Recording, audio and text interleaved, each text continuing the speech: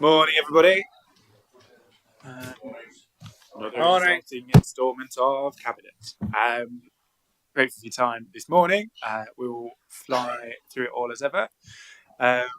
So we'll dive straight into the agenda. Minutes of the last meeting. Anything thrilling to note? No.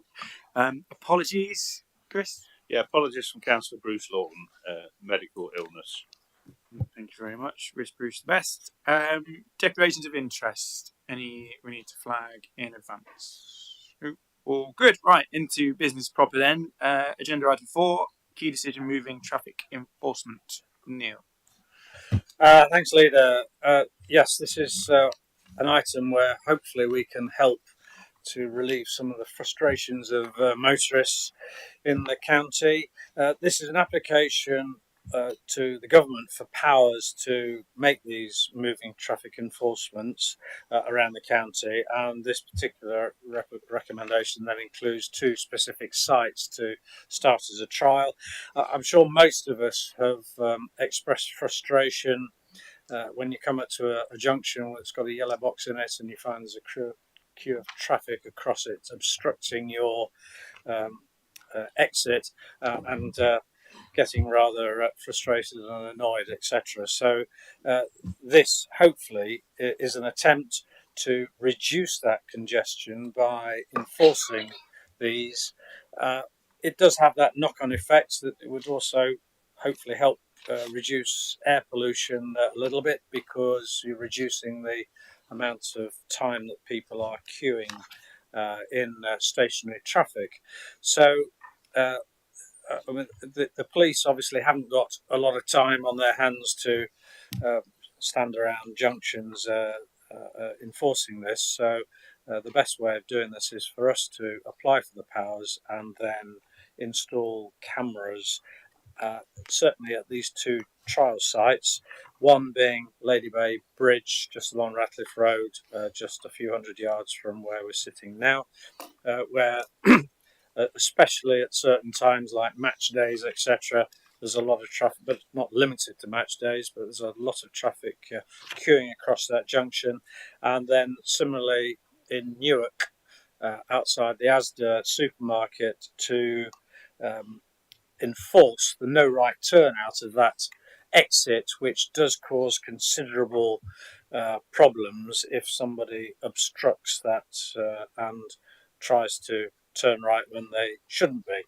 So there will be cameras installed, but that will be financed from parking fine surpluses, and they basically will be self-financing. There's a schedule included which also talks about a lot of other enforcements, but this is the application initially to obtain the powers, and then following that, then the sites will gradually come forward, but these 2 sites first of all. So I hope that Cabinet will support this, because this is all about trying to ease our Nottinghamshire drivers' journeys a little bit. Thanks. Very helpful. Keith first.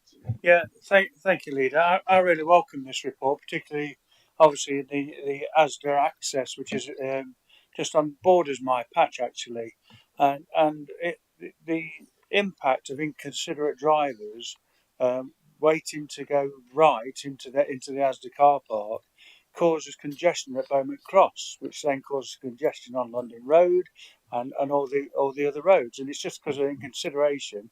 And actually, there's another entrance that they can easily go into. It's not as though they've got to walk miles or drive miles. It's just about being considerate. So I'm really pleased that not only is it going to be there, but it's going to be CCTV enforced. And I would hasten to guess that actually they'll pay for themselves tenfold in terms of people being fined for not listening to that. And it's also people turning right when they come out as well. They're not supposed to do that, and they do. And it does cause a lot of stress. And I've seen people get out of cars and the like in an aggressive way over it all. Having sat in many a queue in both of these places, I agree with you, Chris. Yeah, thank you, Leader. I cautiously welcome the report before us. Absolutely understand the rationale behind it. There is nothing worse than that hatched marking box being occupied by vehicles and the lights change. You sit there, the lights change again. You can't actually move because there's a priority maybe to a particular road, and you're coming out of what's seen as a smaller road. I think it's really important, though, that this is not seen by residents, by motorists, as an income generation scheme for this authority or indeed anybody else. We have to sell this. This is about the free flow of traffic. This is about making journeys easier, about making them quicker, about less carbon emissions by vehicles just sitting there while lights change time after time because of the junction being blocked. We just do have to make sure that we meet the motorists halfway here. In the sport, I mentioned it earlier to you. This morning I came in and with it in mind that this was on the agenda today, hatched box before me, and a vehicle which was trapped in the box, but was it in the box because the markings on the road actually were so obliterated? I don't know whether it was in the box or whether it wasn't. So we have to make sure that if we are going to bring this scheme in at the junctions that we bring it in, at the very least, that the markings are clear and unambiguous, and the burden of proof should be on us, if you like, as a prosecuting authority, to show that the motorist is transgressing. The burden of proof should not be on the motorist, who gets a fine and then has to prove by photographs that the road markings were so poorly done and so obliterated that really they couldn't be held to fault. So it's just very important, as I say, that we are fair in the way that we exercise this. No, it's absolutely right. I reiterate that it's not. It is about managing the traffic better, not about making money for the council. That's absolutely important to say. And use that example. You mentioned match days, Neil, about some of the challenges at Lady Bay. Actually, if you're coming out of the kind of McDonald's side as opposed to the Brian Clough stand side, you can sit there for half an hour as traffic queues along the A52. So. Will massively help in that circumstance. Did you want to come back? Just very briefly, just to assure Councillor Barnfather, yes, we do need to make sure that where there is this specific enforcement, that the markings are clear, so that there isn't any ambiguity, etc. And also absolutely endorse, and I did state it was to reduce traffic congestion, and that is the primary driver, to reduce congestion and to help reduce pollution. The primary driver is certainly not to make lots and lots of money. It'd be nice if nobody contravened the offence and there weren't any fines. But human nature is what it is, Leader. And I didn't formally move the recommendations, so I'll formally move the recommendations on page 11 or 5, whichever numbering system you are looking at. Thank you. Thank you, which is in effect to apply to the Department of Transport for the powers to enforce these kinds of things, and if other areas come forward in the future, there'll be decisions to be taken at that time. So it's just these two junctions at this stage. We'll take a vote on that. There's no other questions. All those in favour of those recommendations? Unanimous. Thank you. Right, we'll move on then to agenda item 5, which is prevention and early help approach. When I find the front of it, in the absence of Bruce's report is in his name around the kind of wider transformation agenda, I'll introduce it. In effect, colleagues will remember that since the start of the administration, really, we've taken a steer towards a priority around the prevention agenda, around focusing in particular places in communities where there is the most inequality, where there's the most demand for our services, and trying to instill a bit of a culture of multi-agency working, of that kind of community focus, of trying to be more effective in what we deliver in those places, not least to improve residents' lives where the need is the most acute, but also from our own perspective, that prevention agenda is vital in terms of our budgetary responsibility and reducing that long-term demand on council services. So over the course of quite a while now, we've been working through what that looks like in practice, and you'll see in the report it names for the first time, I think publicly, a number of key target places, communities that we seek to focus on that have different challenges and requirements in terms of that public service need, but areas where we'll look specifically to focus on making changes to improve the level of public service and prevention work. That's focusing on, from our perspective, keeping children out of care, keeping adults living more independently, and those things that also impact on us from a budgetary perspective.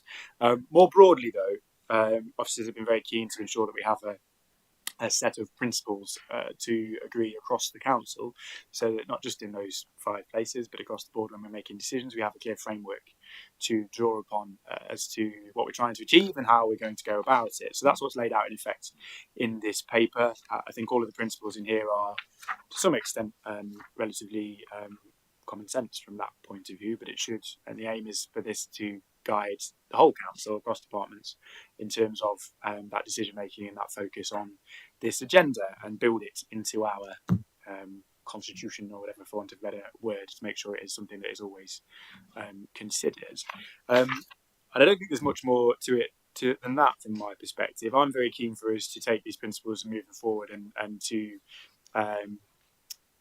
get into that kind of very community focused piece of work in these 5 places. I'm keen for us to move on now to the tangible outcomes in those places, and what services will change and what will be delivered. There's been discussion behind the scenes about that. We need to bring more partners into that conversation, but that's kind of the next step. And the report notes those kind of ambitions and principles, asks us to agree those principles and to agree those pilot pieces of work in those places effectively to take forward next. Jonathan, I don't know if there's anything you would want to add to that, or whether I've covered it all. I think you covered it, Dean, and there's nothing more I need to add to it. Okay. We might just have I beg your pardon. There's nothing I need to add to it. There was a word whispered in my ear about something that might be drawn out. Matt? Thank you, Leader, and thank you, Jonathan. I actually, pleased to acknowledge Jonathan and his work in bringing these principles together, and also the wider public health team. And I know we talk about principles, and the detail can be lost a little, can't it, in lofty, broad principles? But these principles really, really matter, because what lies behind them is real lives and real people, and real aspects of public health across Nottinghamshire. And of course, the whole prevention agenda is absolutely crucial, as we as politicians across parties need to work together to look at how we meet the ever-escalating demand on our services, and also manage budgets and costs, and still put make it people-centred and person-centred, and make sure that the resident at the heart of all of these things really matters. And that's what these principles are about. So just to drill down, I know that the paper touches on a number of different portfolios across the council, and indeed, as you pointed out, also across different agencies across the whole of Nottinghamshire, the NHS Trust, the NUH, the ICB and the ICS, to name but a few. So a lot of different tangents, touches a lot of great work going on. But in my own department, just singling out paragraphs 12 and 13, when we're looking at the subject of SMD. For those of you that don't know what SMD is, that's severe and multiple disadvantage, which in very detailed terms, it's people who are experiencing 3 or more certain aspects of really difficult circumstances in their lives. So that could be homelessness, substance misuse, mental health issues, domestic and sexual violence and abuse, and also those who unfortunately are involved in the criminal justice system. It's where 3 or more aspects of those come together, and you really see that horrible spiralling effect of disadvantage, often around communities, and are obviously blighting not just the individual involved, but the wider family and circumstances as well. So really, really important stuff, and some fantastic work going on in the public health arena and adult social care, and as I rightly point out as well, in a number of other different agencies across Nottinghamshire. So principles, they might be, but boy, are they important. So therefore, I'm very happy to endorse this paper on behalf of my department. Thank you. Thank you, Matt. Appreciate that, and absolutely right that it's been a focus of us as an administration for two and a bit years now, really, in terms of getting closer to communities, and particularly those communities where our experience and the data also suggests that those multiple disadvantages and complex, difficult lives are most prevalent and acute. And the more that we can focus on those places, I'm always very conscious that in all sorts of policy spaces we do a lot of work for 90% of people where it's relatively easy to tackle some of these challenges, and often those with the most complicated challenges are kind of left at the bottom, and that can't be allowed to happen. So the more that we can focus on that, I think the better. We're grateful for that endorsement. You can see paragraph 11, those particular pilot places are listed, and each of them, if you know them, you'll see has different and unique local challenges. So we'll get into particular conversations with partners in those places about next steps and how we take those forward. Tracy, did you have your hand? Thank you. Partly picking up on what Matt said already about the notion of principles and tangible work. Obviously, in my world, we've been working very hard on the family hubs, and they're mentioned explicitly at several areas of the report, particularly through principles 1 to 4. And it's really just to make colleagues aware and to reassure them that the work on the rollout of the family hubs is well underway. There was a report to the Health and Wellbeing Board on family hubs as an update last week, so that's already out there in the public domain. There's a further report to come, I can't remember whether it's to Cabinet or to full Council imminently. As I say, there are specific references in here. The Retford hub has been operating for quite some time now. It ran as our very first pilot and was launched in a fully fledged form earlier this year. That has actually drawn national attention for the quality of the work and is being held up as an exemplar of work in that space, in the family hub space. So it's just really to reassure people that the work is well underway, those tangible work streams are well underway, and I guess what we're just doing today is considering capturing a lot of our work and efforts in principles, but this is far more than just something ephemeral. This is work on the ground already. No, I think that's right to highlight, Tracy, and I guess in terms of pulling it together, whether it's in principles or in practice in particular places, it's about ensuring that there are all sorts of different work streams as you've described, and you look at the places on the list, you can point to levelling up partnerships, place-based partnership, focus work through the health service, and all sorts of things that are already happening in these communities. I guess what it focuses on in a kind of pilot sense is how you draw all that together to get best effect and make sure that we are doing it in a joined up way. But absolutely right to point out that there is a huge amount of work going on already, and children's officers have been involved in this piece of work in terms of making sure that ties together, not least because from a council perspective, that prevention work is focused in large part on children on the edges of the care system and families and how we support them more effectively. Keith. Yeah, thank you, Leader. Obviously, I clearly welcome this because Hortonville is as one of the pilot schemes, and where Councillor Barney said how important the principles are, which I absolutely agree with. He also said about the people, and I think to me this is about now getting on with it and the practicalities of that, and how we're going to do it, how we're going to make it work. Because the longer we keep going on about principles and procedures and the things, the longer this will take to actually get out and start doing it. So I'm looking forward to seeing things happening on the ground, really, so that we can clearly demonstrate that this is going to work. And just for members' knowledge, really, Hortonville's used to not having buildings and working at it, because when the first children's centres came out, they didn't have one. You know, it was built in. There's one built in Newark. It was in Bridgeport, and we had it so that the services were delivered at all sorts of locations throughout Hortonville, different schools, different council buildings, and it worked really well. And it was Ofsted at a really high level in terms of how they delivered their services. Eventually, they did get a building, and they're working from that now. You know, I'm not convinced that's always the best way. It's about we deliver the services, about engaging with the members of the public that need our services that aren't the best to engage with for whatever reason that is. Lack of trust in the councils, not wanting their kids to go into social care, whatever it is. You know, we're expert in actually getting in there and talking to them and reassuring them and delivering those services. So I'm really looking forward to this and excited about it, and looking forward to being kept up to date on what we're doing and how we're getting on with it.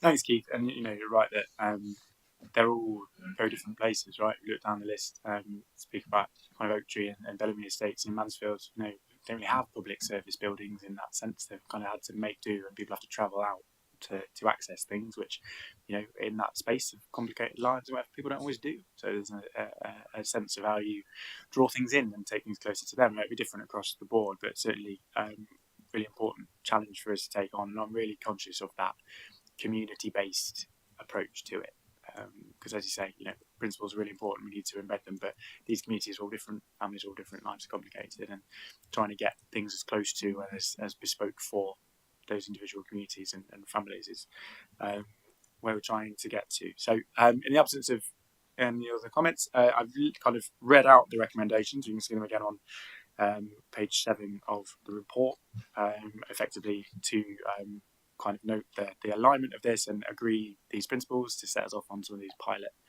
areas. For those in favour of that. Fabulous, unanimous, thank you very much. And we will move on to revision of adaptations, not adaptions, as my agenda says here in front of me. Who's done that? Adaptations of property related to foster carers. Tracy. Thank you, Leader. Yes, the report itself is correctly titled. It is Adaptations. I counted the syllables. This report is actually in respect of an existing policy. It dates back to 2016, or the last refresh dates back to 2016. So this is a policy that councils had for some time. It's a discretionary policy. It was designed and intended to support our foster caring families. So those families who are foster carers for county council, taking care of Nottinghamshire children, where they have some issues about their accommodation. Perhaps you've got, let's just say, young siblings in their care, a boy and a girl, which is all very well sharing a bedroom or bunk beds when they're little, but not quite so great when they're teenagers. So something about being able to support our families to adapt their accommodation to meet the needs of the children that they're caring for us.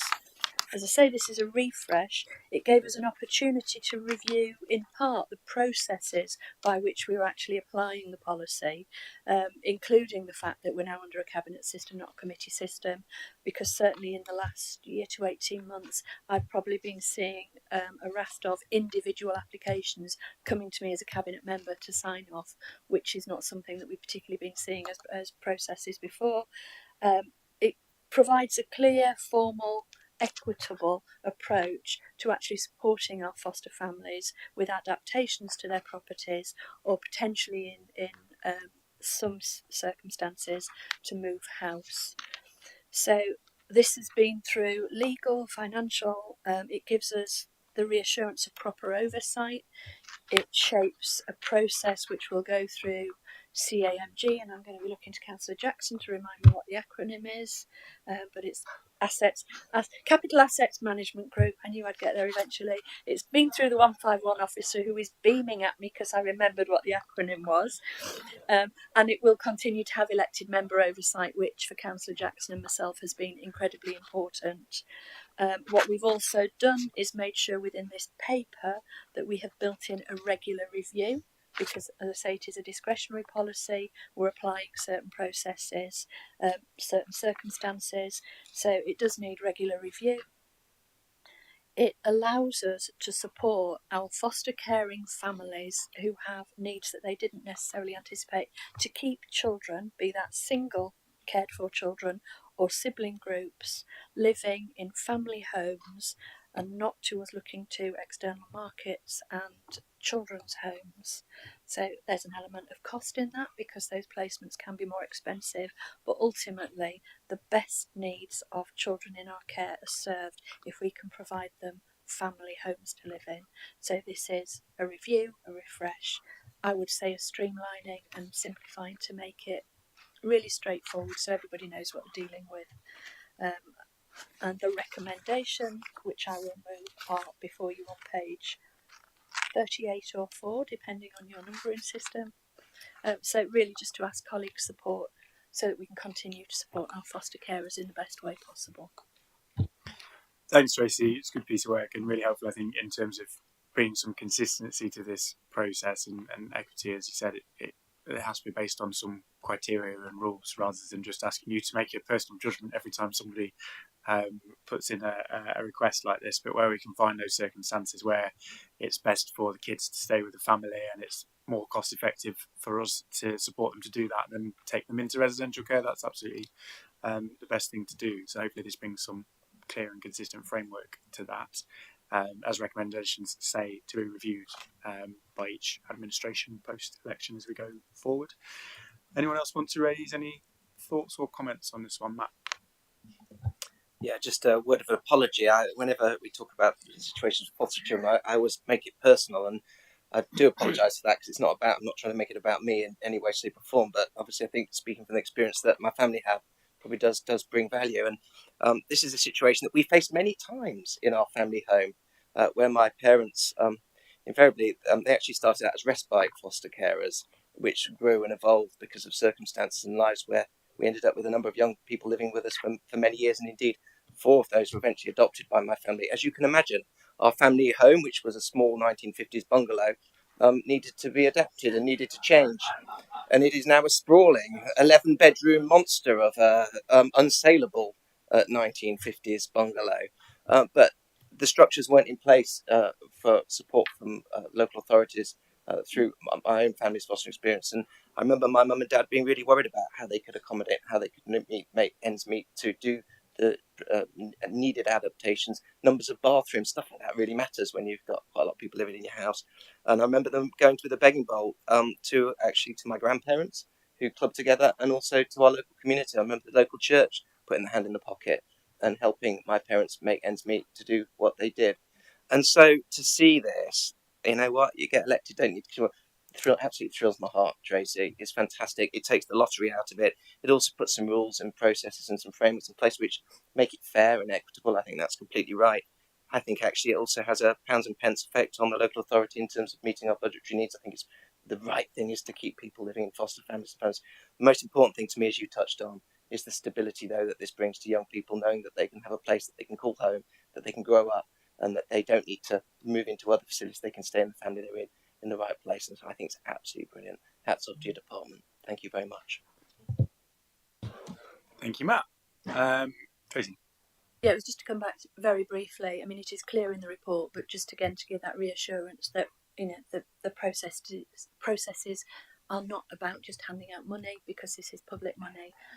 The processes are there also to protect that public money and to be seen as an investment in meeting the best needs of the children, as opposed to just furnishing individual families with money. So we have built those safeguards in as well, which was very important to us in what we were doing. Yeah, a really important element of it, and arguably the bit that this kind of adds that perhaps wasn't there before is just that certainty around when you make an investment in that sense.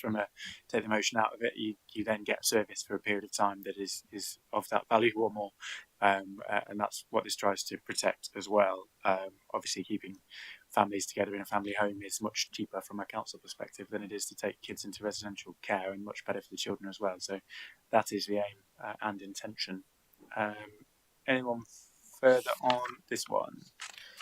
So all of those in favour of those recommendations that Tracy has moved, thank you very much. Unanimous as ever. It's almost like we've worked on it in advance. Number 7, East Midlands Development Corporation, Keith. Yeah, thank you, leader. Sorry. Deck. Yeah, sorry. Apologies, Chairman. Can I just declare an interest as director of the East Midlands Development Company as referenced in the report? Yeah, no problem. Thank you very much. Representing the council, I guess, I'm in that forum. I would say the same. I am on the overview committee, representing the council. So I don't think it's a conflict. No.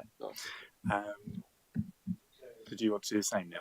Sorry, yes, Leader. I as Leader of Rushcliffe Borough Council as well, we're involved with the DevCo, so I ought to declare that, although I don't have a conflict of interest, but need to be open and transparent. No, I don't think, strictly speaking, any of them are formal declarations of interest from that perspective, but best to have it publicly noted.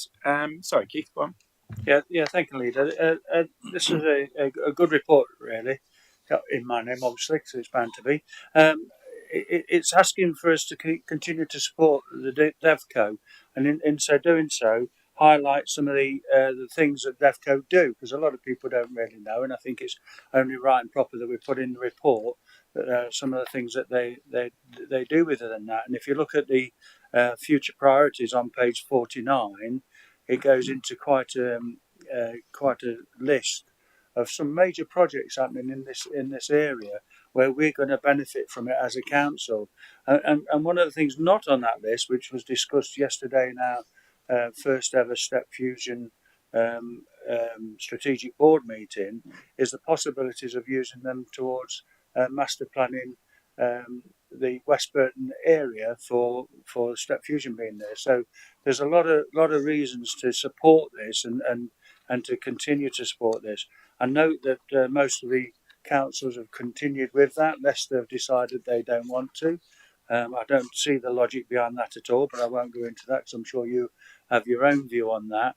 But to me, the fact that they brought in additional money, £2.64 million additional money that into this area that would not normally come. So there's that value as well, and they've gained a great expertise over this period of time that we can now draw on to make sure that we get the best value from it. So I'm hoping that everybody will agree on the recommendations on page 52. Thank you. Thanks, Keith. Helpful summary. I think absolutely right that the capacity and expertise that DevCo brings to the region from that perspective has been hugely helpful, not least in working through all sorts of key sites that have different designations and different kind of development opportunities around, particularly the south of the county. We'll talk particularly about Ratcliffe-on-Soar and about Toton, where it's relevant to us, and those huge growth opportunities for us in the future. Colleagues in the room will know that none of those things happen without a huge amount of work behind the scenes on planning, economic cases and business cases, and all the other stuff that we have to do. So really helpful to have that capacity in place. Touch on that Leicestershire point. I think it's important to put to the thousands of people watching on YouTube to make the point that Leicestershire aren't continuing to fund the development company as it stands. It's owned jointly by 5 authorities across Leicestershire and Nottinghamshire, but as a result, and as it's stated in the report, the work that is done by the development company will focus on those Nottinghamshire sites and the places that are continuing to fund it. So there's no sense in this that Nottinghamshire or Nottinghamshire taxpayers will be funding things in Leicestershire. That's not how this is designed to work. But the future opportunity of it, I think, is an important one too, because the powers, actually, particularly once the Levelling Up Bill passes in Parliament, can be useful for us in all sorts of other master planning and development contexts around the region, actually, in the future. So helpful from that point of view. Neil. Thanks, Lee. Yeah, I agree with all the comments you've just made, but it is important that we do support this and try to encourage all authorities to work together. And I can't remember which paragraph it is, but in the report it does actually say that our contribution is not conditional on any other authority making a contribution. We, as the County Council, just want to get on with supporting and promoting job opportunities and everything involved with that within our county. So this is very welcome, whether District Council or County Council. This is supporting growth and supporting everybody's prosperity. So the sooner it will evolve, because obviously as the combined authority comes into play, it's bound to evolve. But this is very much laying the foundation to get the investment and the development further forward. Thank you, Neil. Yeah, absolutely right. And if you pick up a couple of the specific projects in there, I chair the HS2 Growth Board for the region, and that strategy work behind the scenes around that, particularly when you look at the opportunities at Parkway, Nottingham, Derby, Chesterfield for potential HS2 sites around our part of the world, the impact for Nottinghamshire on those number of sites, and potentially Toton in the future as well, depending on other choices. It's both helping us to make the most of the growth opportunities around that as a region, which will pay us back many-fold, but also actually to make the case to government around their choices on different lines and routes through the region. So a multitude of different benefits from the work, and from our perspective and our kind of roles on that board, we make sure that Nottinghamshire gets everything it needs from it. Does anyone else want to say anything on this particular point? Did you move the recommendations, Keith? Or I can't remember. I did, Leader, yes. You did. Marvellous. In that case, all those in favour of recommendations on page 52. Fabulous. That is unanimous. Right, we move on then to item 8, which is the response to the consultation, scrutiny review around our consultations. My intention, unless the Chief Executive tells me this is totally against the rules, is to perhaps debate items 8 and 9 together, and we'll of course move recommendations and vote on them separately. But they are of course connected. So again, in Bruce's absence, I will introduce this particular part, and you'll see from the report, overview committee did a review of our consultations more generally, and our resident engagement that was presented to us. Some conclusions from that presented to us in July. This first report, item 8, is effectively us agreeing our response to that committee, and you'll see from the appendices that in effect we've accepted all of those recommendations from the Scrutiny Committee. I'd like to thank the Scrutiny Committee and see the chair sat over there for the piece of work and for digging into this. Important, and we have previously, since our kind of original Nottinghamshire plan engagement, talked about wanting to be closer to communities, as we've talked about a lot today, wanting to have that ongoing conversation, and anything that we can do to improve that, I think the better. One of the things I've taken out of it is that actually, yes, we have this formal consultation requirement, but actually it doesn't stop us engaging much more broadly in all sorts of other ways, whether it ticks that formal consultation box or not. That's something we should be seeking to do all the time. We've fed a number of things in to seek to do that. But you'll see that all of those recommendations were accepted, and you'll see in item 9 the result, the annual budget survey, which, subject to approval today, will be released upon the world for everybody to have their say.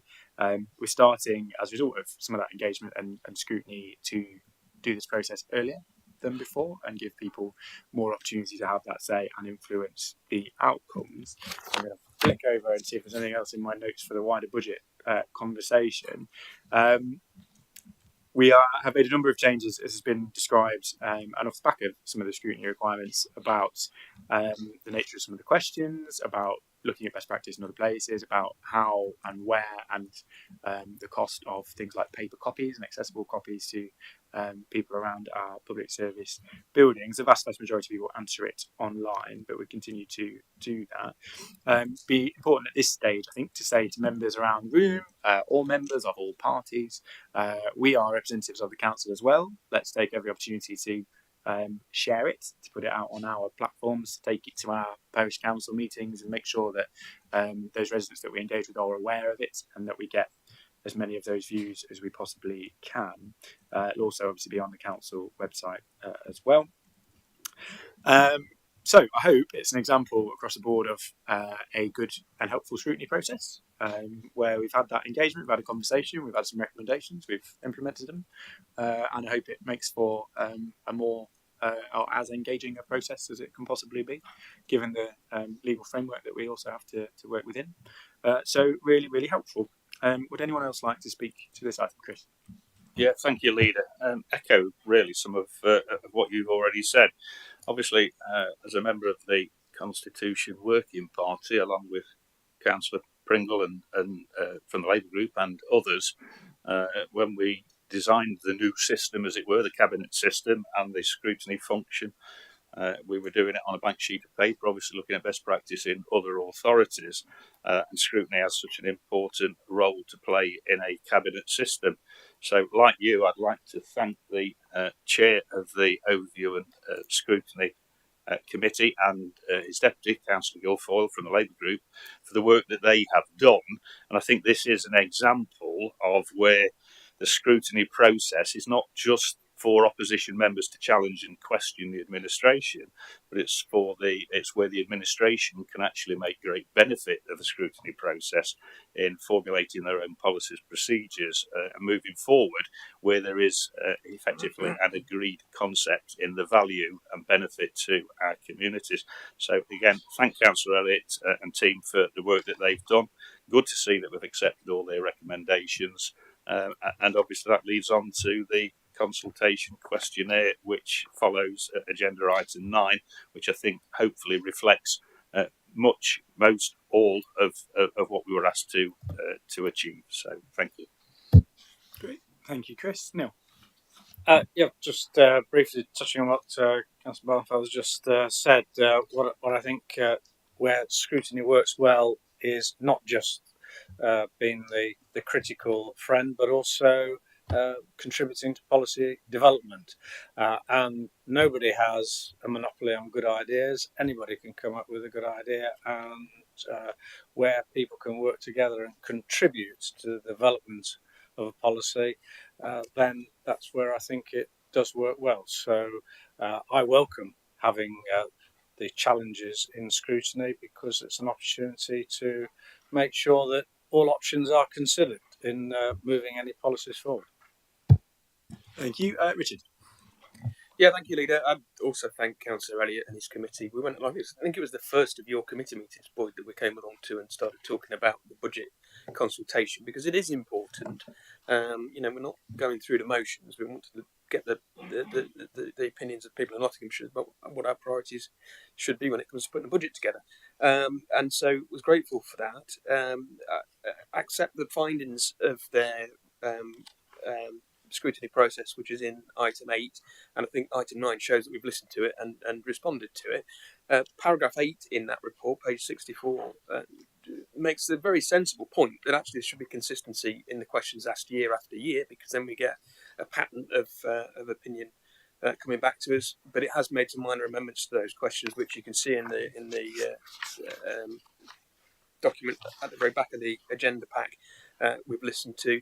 You made the point, Leader, which is made in paragraph 12, to encourage colleagues, members in particular, to share this with their communities, with parish councils, with community meetings that they attend.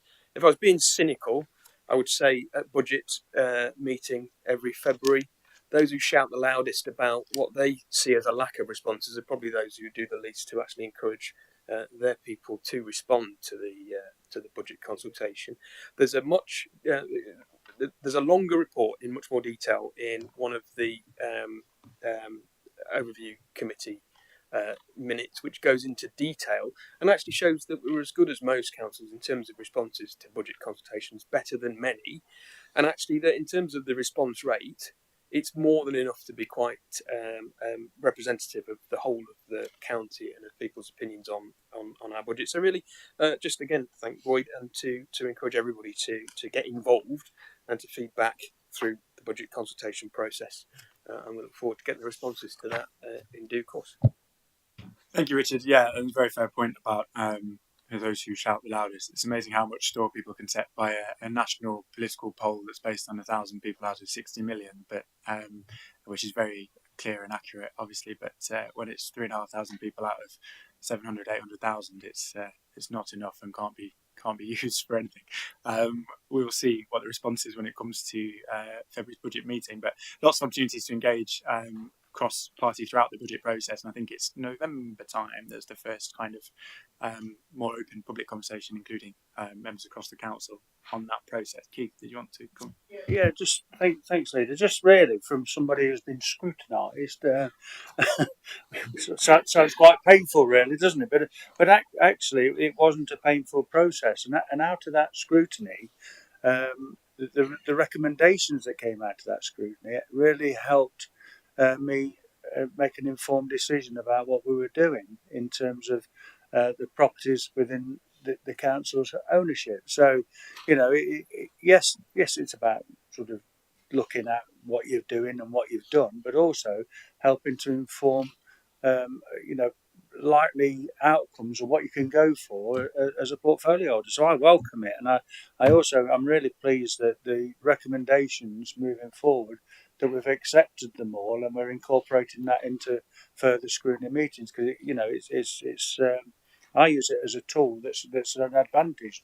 I don't see it as a way of being criticised. So I welcome the fact that we've got a strong scrutiny process in place to help me make informed decisions. Thank you. Thanks, Keith. And our colleagues will know that we're also embarking on that kind of, as we discussed when we set up the cabinet and the scrutiny system, that review now after 12 months of the process and how it works, which members from across the council have been invited to engage in. So hopefully that allows us to take that further and make further improvements to the system. If there's nobody else, we'll take those two reports now separately in terms of votes. So agenda item 8 asks us to consider the response and to approve our response to the scrutiny committee. Ask for all those in favour of that. Thank you. And then agenda item 9, it's 9, isn't it, from memory? on the page 66 of the report, asks us to agree those changes and improvements to the survey and to approve the launch of the survey, which I think goes live a week tomorrow. That's correct. All those in favour of that? There you go, unanimous again. It's almost like there's a plan. Very good. And that brings us to the end of today's formal agenda. Appreciate your time. It's all gone delightfully smoothly, so thank you very much. Please do go and enjoy the rest of your day.